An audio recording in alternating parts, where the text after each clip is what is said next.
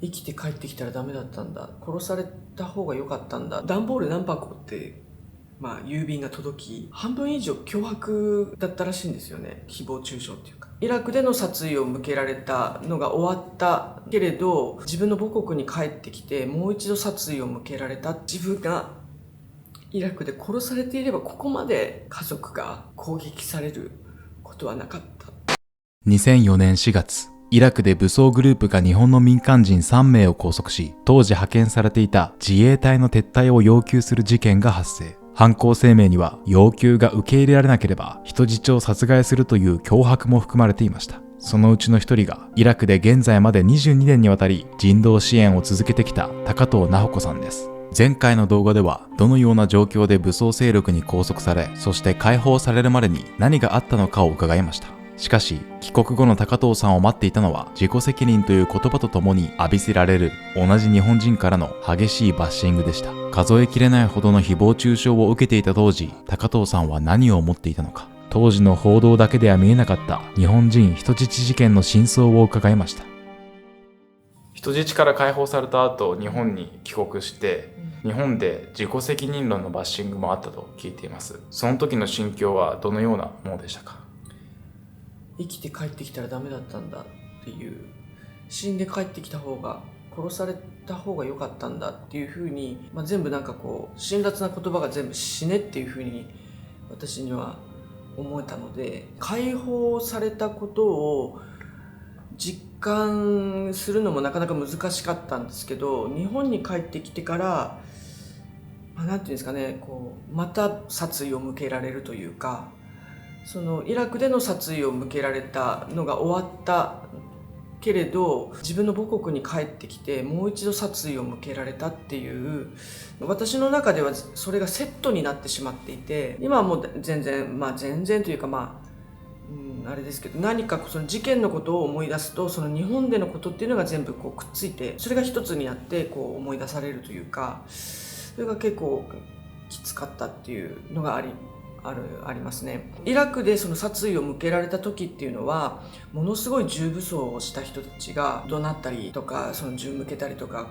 脅されたりとかね、首切られそうになったりとかあったんだけれども、最終的には何か通じたっていうような、私の思いの丈をガーって訴えて、でそれがなんとなく重武装していた彼らに通じたっていう感覚があったんですよ、実感がね。だけどその日本に帰ってきて言葉が通じて、誰も私に銃を向けてないんだけど、このカメラがやっぱり怖かった。ほとんど私下向いてたんですけど、空港に着いた瞬間のそのなんていうんですかね、黒い塊みたいな感じの印象があって、そこにそのカメラがバーってなってる感じっていうか、それからさまざまな声が聞こえてきて、でそれをずっと下向きながら歩いてたんですけど、やっぱそれはすごい恐怖で、そこからなんとか日本語で、通じるはずの日本語で何があったかを伝えようとするんだけれども、どうしても伝わらない。何か最初から例えばその新聞の取材を受けても、テレビの取材を受けても、その事件が始まり、そのことばかりを聞かれていて、私が一番伝えたかったのは、なんでそういうことが起きたのかっていう、そこを伝えたかったんだけど、そこを聞いてくれる人がまずいなかったんですよね。それが一番厳しい。とにかく言葉一緒なのに伝わらないっていう、メディア側にはもう最初からそういうのがあったのかなっていう、そのぐらい伝わらない感っていうか、それは最初の頃すごく苦しかったですね。で結局そこでもう力尽きてしまって、ほぼ起き上がれない状態になっちゃって、でも感覚、今でも思い出すとちょっと怖くなるんですけど、完全に体が空洞みたくなってしまったような感覚で、それは今でもちょっと怖い。あと眠れなくなってたので、空港に着いた時に最初に精神科の先生が待っていてくださって、それでいろいろ質問されたりとかして、その ASD だと。で急性ストレス障害っていうで、その時の私もパニックになっていたから、多分泣いたりいろいろこうわーってなってたりとかしてたんだと思うんですけど、急性ストレス障害っていうのもあるし、後に PTSD ってことになっちゃうんですけど、症状としてはその抜け殻感と、それから起き上がれない、体に力が入らない、眠れない、眠ったとしても本当に1時間2時間ぐらいでこう目が覚めるみたいな感じで、特にうちの母親がそれをずっと見てたので、寝てるかなと思ったら目がすごいこうガッて開いてるみたいな、そういうような状況だったので、さすがに動眠剤とか安定剤とかそういうのを飲んでたんですけど、幻聴もあって、で耳のそばでこうお茶碗が割れるような音とかそういうのがあって、結構イラクで武装勢力に殺意を持たれて解放されたんだけれども、解放された実感がほぼ持てない状態で次の殺意にこうなんていうんですかね、こうぶちのめされるみたいな。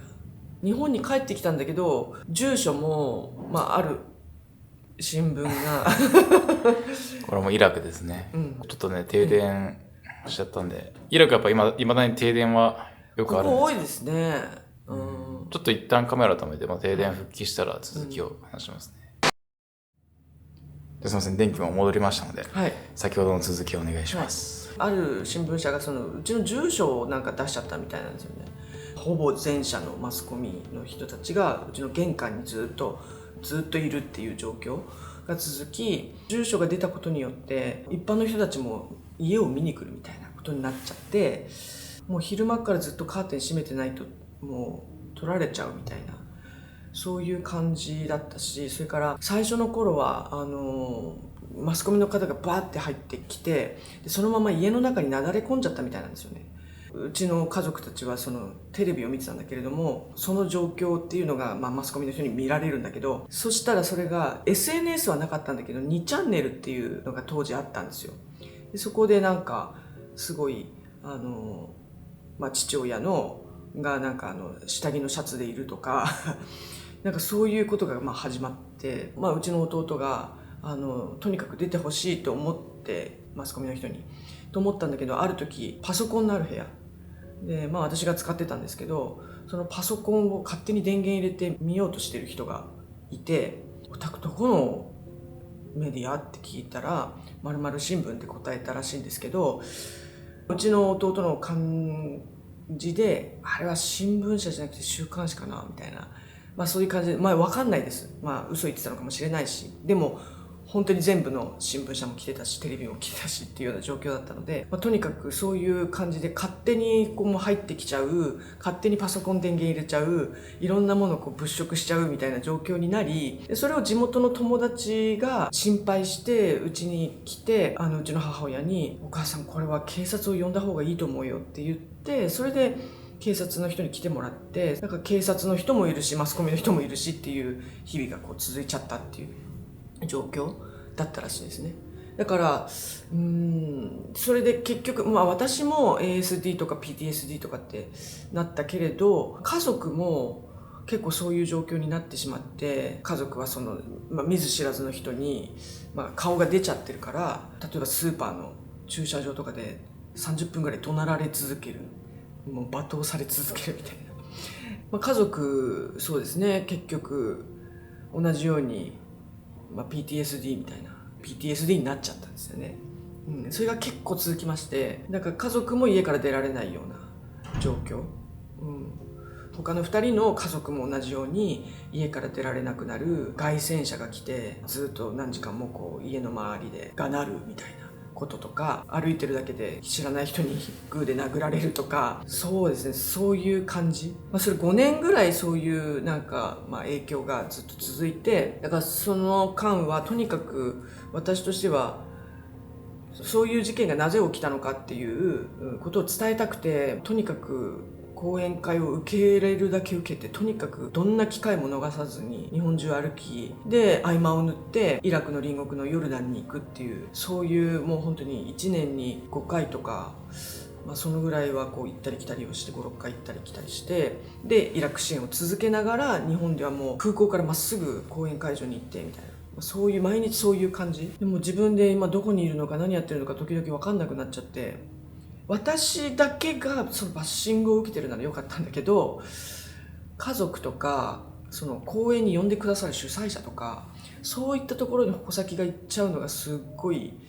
きつかった。で例えばまだ起き上がれない時に実家でトイレに行った時になんかこう郵便受けにポトンと郵便が入って、でそれがこう目に入って、そしたらそれが一つはハガキなんだけど黒い縁取りがしてあって天柱って書いてあって、私の名前ではなく家族の名前だったんですよ。でしっかり漢字も間違ってなくて、2人の兄弟の名前が書かれていて、それを見てもう私はもう大声で泣いてしまって、自分がイラクで殺されていればここまで家族が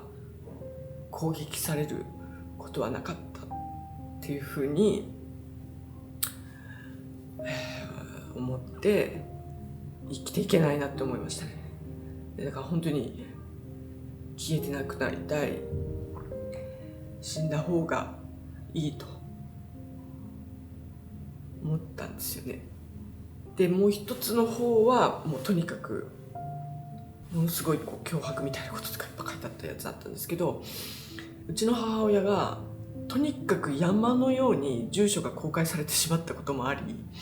段ボール何箱って郵便が届き、半分以上脅迫だったらしいんですよね。その誹謗中傷っていうか、うち北海道で北国なんで、薪ストーブがあってでうちの母親全部それを開けて、私が見ないようにそういう恐ろしい手紙は全部その場で燃やしていって、励ましのお便りだけを私に見せてたんですよ。私それ知らなかったんですよね。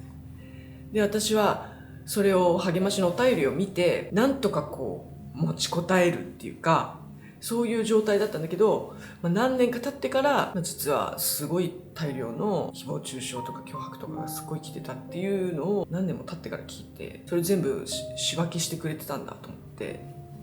それがまず一番答えたというか辛かった。それから公演の会場に公演会場気づけで私宛てにこう封書が届いてたりとかで、その主催者の方が高藤さんにお手紙届いてますって言って、でそれ公演前になんだろうと思って開けてみたら便箋8枚ぐらいあったかな。もう延々と誹謗中傷なんですよ。でそれなんかこうイラクの報告をする前にそれを読んでしまって、本当にもう公演始まる前とかにこうそういうのを読んだり聞いたりとかして、公演を始まる直前に具合悪くなってトイレに駆け込んだりしてましたね。結構きつかった。終わった後に懇親会とかそういうのも出たりとかしたんだけど、懇親会でも辛かったんですよね。サポートしてくれるその機会を与えてくれる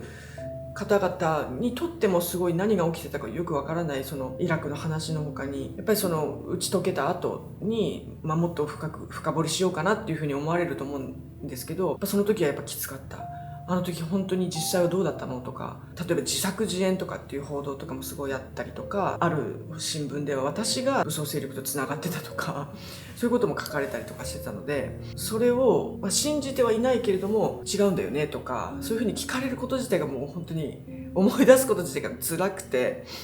だからもうそうですね、5年ぐらいもう最初のうちそれでもう本当に涙が止まらなくて、もう一日中涙が止まらないみたいなことがずーっと続いたので、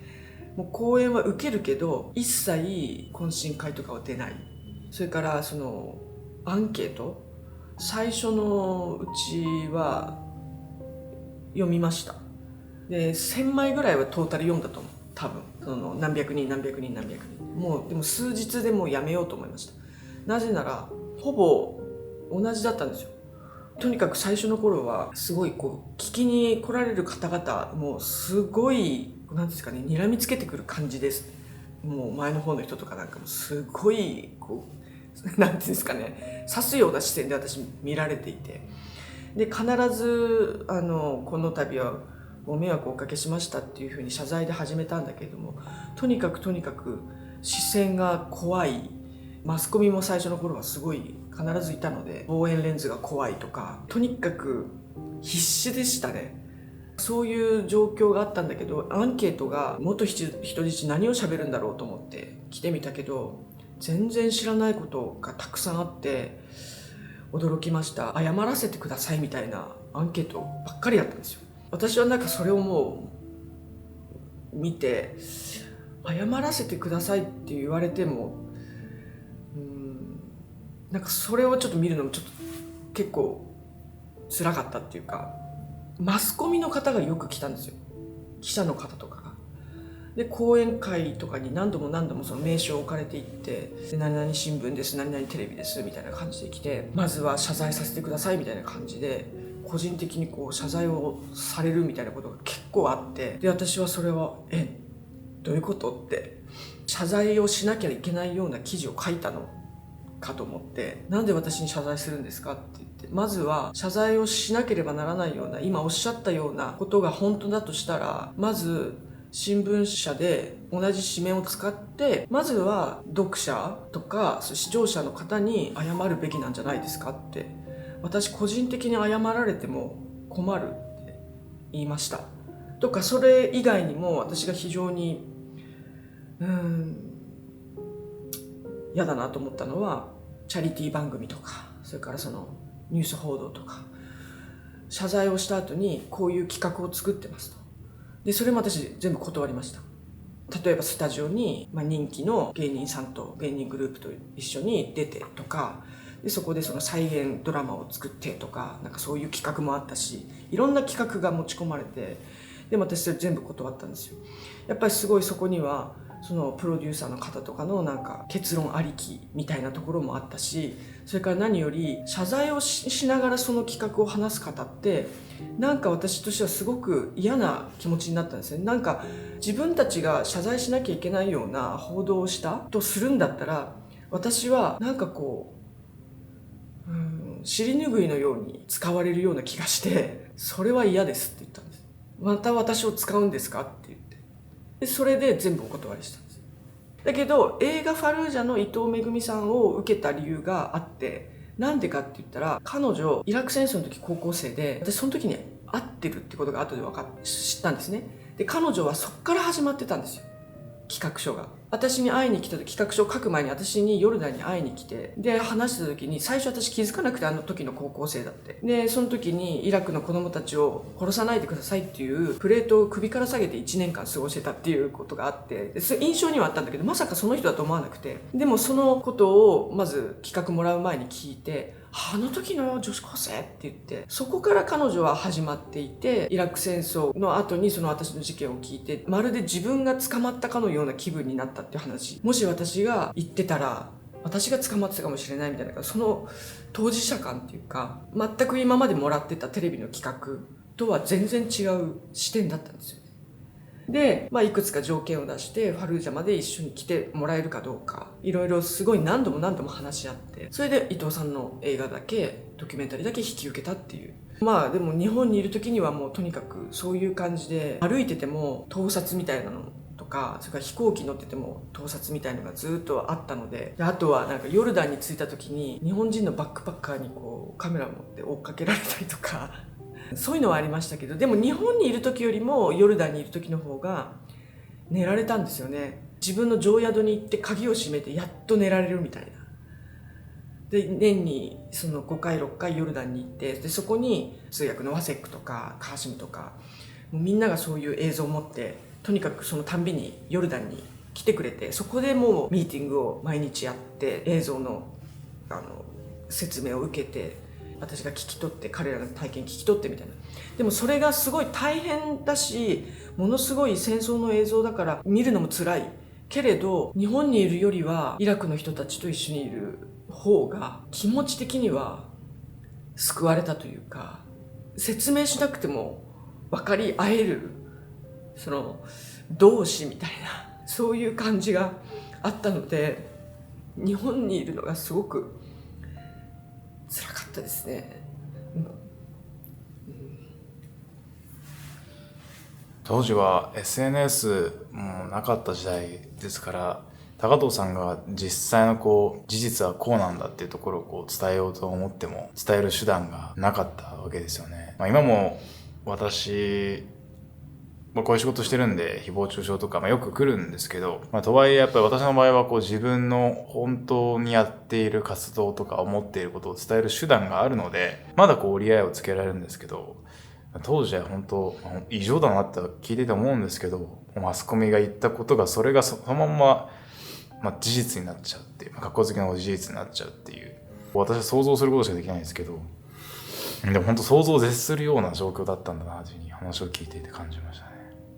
ですよね。若い人はデジタル世代だからね、ずっとスマホがあるからね、多分想像できないでしょうね、きっとね。今であれば少しずつマスコミが変更報道してるとか切り抜き報道してるとか反マスコミみたいなところも出てきてると思うんですけど、当時はやっぱそれがなかったんで、やっぱ本当に想像を絶するような時間だったんじゃないかなというふうに思いますね。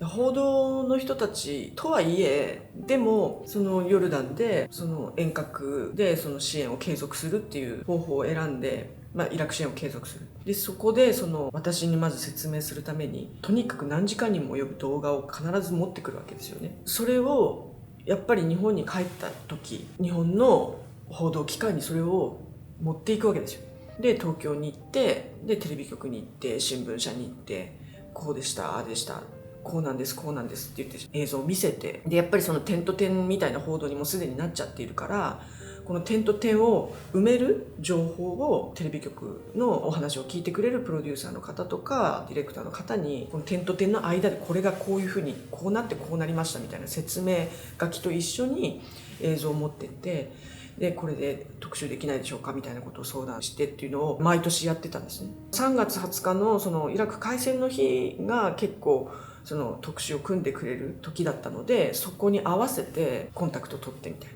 だからすごくマスコミによって、マスメディアによってすごく傷つけられたっていうのもあるんだけれども、一方でやっぱり方法が SNS がないから、やっぱり多くの人に伝えようと思ったらテレビとか新聞しかなかったんですよね。だからすごく傷つけられたけれども、やっぱり報道マスコミの人とのコンタクトを続けるっていうね、そういう関係というかコンタクトの仕方をしてました。で中にはもちろんすごく毎度何度も1年の間に何度もイラク今どうですかっていうふうに気にかけてくださる方ってもう本当に何人もいて、またこういう企画を出そうと思ってるんですけど、お話ちょっと聞かせてもらえませんかみたいなふうに言ってくださる方っていうのもいて、どこのマスコミにも。で本当にそういう方には本当にお世話になって、でその映像もできる限り、それまでのその戦争報道、日本って写真だったらトリミング、それからモザイク、映像だったら完全にイラク戦争もほとんど日本はカットですよね。そういう死に関わる部分とか血とかね、そういうのってものすごい濃いモザイクがかかったり、あるいは映像はカットされたりとかっていう感じになる。だけどとにかくなんでしょう、私はその映像をモザイクかけずに講演会でスタッフが撮ってきた映像っていうのを見てもらう。そこでやっぱりそのマスコミはどうしてこういうのを見せないんだっていう反応がすごく、その講演を聞いた方々の中からもすごく湧き上がってくるんですよね。でそれでやっぱりそのマスコミもすごく当時努力されていて、そのプロデューサーの方もどうやったらこれどこまで限界までどこまでだったら出せるかみたいなのをすごくやってくださいましたよね。例えばその CNN とかなんなら FOX とか ABC とかそういったところでも、変更した報道だとかって言われるようなメディアでも意外とちゃんとそういうショッキングな映像が流れますっていうふうに前書きがあってとかアナウンスがあってから、割と本当にもう個人特定できない顔とかをモザイクかけるけれども、ここで今何があったんだっていうことが一目瞭然な状態で出す、なるべくローに近い素材に近いものを出してくるっていうのを、欧米の BBC とかもそうだし、割とそういう感じだなっていうふうに思ってたんですよ。ショッキングな映像が出ますとか。で日本は当時それがなかったですよね。だ今はそれが結構出すようになったじゃないですか。すごくやっぱ当時イラク戦争以降マスコミの方々も中にいる方々も写真を何十年も撮られてる方も、どうせこういうのをね、震災の時にも結構まだ問題に、未だにまだ問題になりますけれども、要するに震災でも戦争でも死っていうものがあるわけじゃないですか。それが結局届けられない。要するに全部採用されないって言うんですね、カメラマンの方々が。それって載せちゃいけないのかっていうと、載せちゃいけないわけじゃないんですよね。自主規制なんですよね。私何度もどうしてこれカットされちゃうんですかって。すごい報道の方々にいつもマンツーマンで話してる時とかに、なんでここカットされちゃうんですかっていつも聞いてたんですよ。これって大事じゃないですかって。これがなかったら伝わらなくないですかみたいな。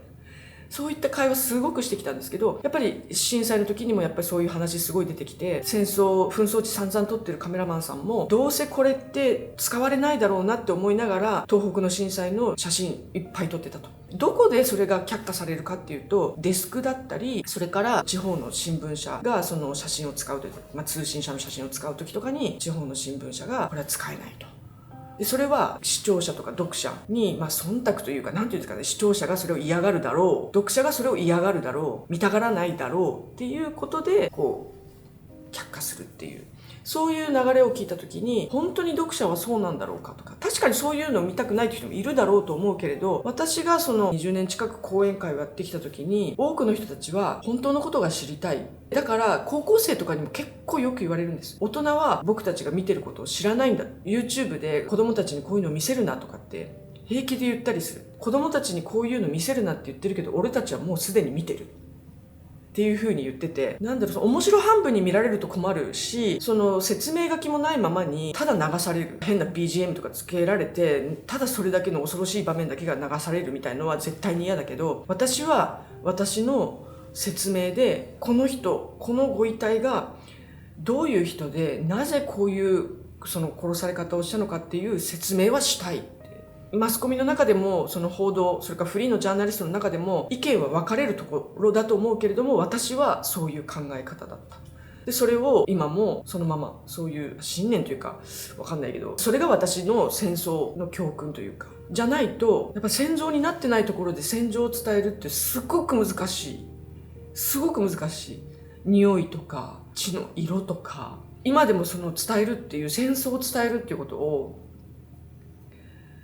やんなきゃいけないと思ってる。やっぱ難しいんですよ。例えばこういう話をしてる。で、戦場の惨劇だけじゃなくて、戦争が終わった後に、その犠牲者が受けるその心の傷、その凄まじさ。それから、米兵でさえその心の傷、凄まじい傷を受けるわけですよね。その凄まじさ。で、それをどうやって伝えようかって思いながら一生懸命伝えるんですよね。でも日本の高校生にこんなこと言われたんです。兵士の PTSD の話を聞いた時に、女子高生が、そういうのが好きな人もいると思うんですけど、そういう人でもこういう PTSD になると思いますかって聞かれたんです。で、そういうのが好きな人っていうのは、例えばサバゲーのことかな、サバイバルゲームのことかなっていうね、サバゲーのことかなっていうふうに聞いたら、あ、そうです。私もやるし、周りの友達もみんな大好きでサバゲーにハマってますと。で、私は卒業したら自衛隊に入ろうと思ってます。っていうふうに言ったんですね。なるほどと。で、私は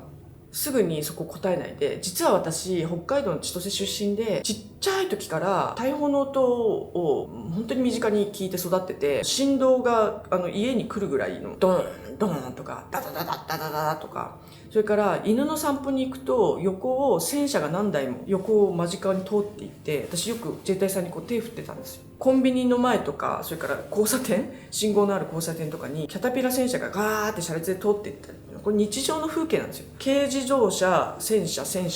たいな普通の光景なんですよ。だからその子供の頃から自衛隊さんが戦車に乗ってて、上半身出してて、でそのなんていうんですか、ここフェイスペイントしてて、でここにカムフラージュの葉っぱとかついてる。でその人たちに手振ったりとか、バイバイとか言ったりとか、でその自衛隊さんって大抵学校の友達のお父さんなんですよ。で私の時代は私昭和45年生まれですけど、私の時代は本当に子供も多いから43人ぐらい一学級いて、41人は自衛隊の子供さんみたいな感じ。本当にもう9割方が自衛隊さんの子供たちで、小学校も演習場の並びだったし、もう自衛隊官舎がバーって並んでて、で体育の授業とか北海道はスキーとかやるじゃない。でそれも自衛隊の演習場でやってたんですよ、私は授業を。でこっちの山では私たち小学生がスキー授業で、あっちの隣の山では自衛隊さんが雪山演習とかやってるみたいな。そういう中ですごくふるさとの原風景の中にこう自衛隊さんがいる。で週末になると近所の友達のお父さんたちは週末になるとジャージになって子供会のおじさんだったり、すごく身近だったんですよ、自衛隊さんがね。でそういうそのふるさとの原風景の中、私の中に組み込まれた人たちの撤退を要求する武装勢力の人質になったっていう、本当に運命を呪うってよく言うじゃない。本当に運命を呪ったんですよね。日本の中ではまるで私がその反自衛隊の活動家みたいに言われていて、全くその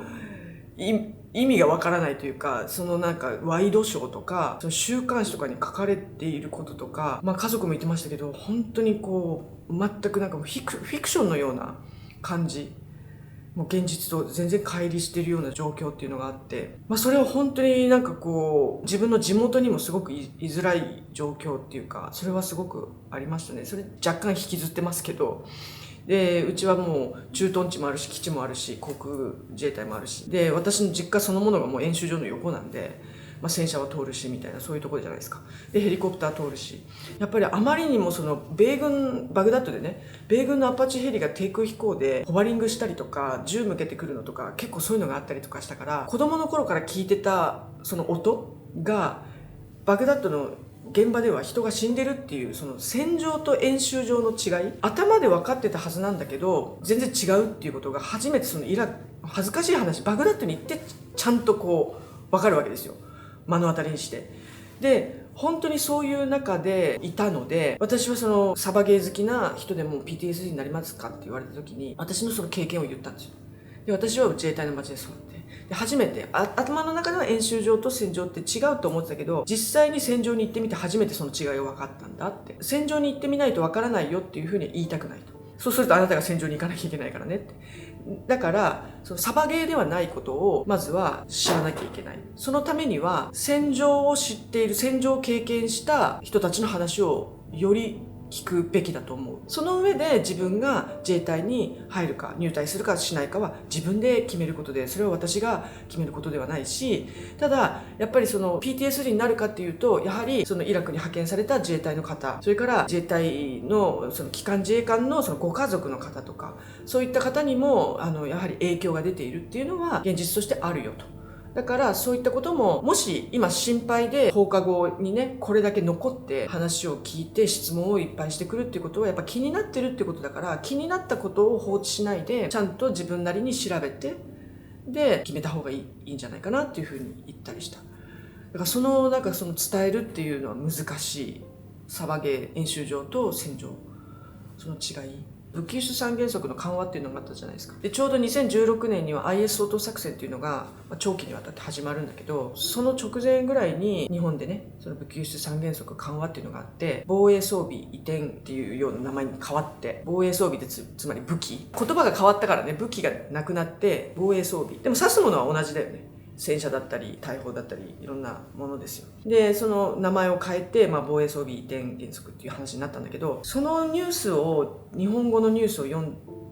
でるのと、それから英語で同じように日本の武器輸出三原則の扱った記事を見るとものすごく違うんですよ。そこがすごく違う。例えばその日本の場合だと割と経済ニュース的なニュース扱い、これまでは日本の防衛産業は日本の国内マーケットしかなかったけれど、これからは海外にマーケットを広げることができるみたいな感じに書かれるわけですよね。ところが例えばその海外のワールドメディアではどういうふうに報じられているかというと、意外と大きくトップニュースだった当時、日本が防衛産業に参入してくると。それは要するにその戦場がものすごく近い書き方をされるんですよね。それから集団的自衛権の時、これもすごいトップニュースで、これはもう海外メディアもこぞって第二次世界大戦以降初めて日本が海外で戦闘できる法律っていう風にタイトルが出てるんですよね。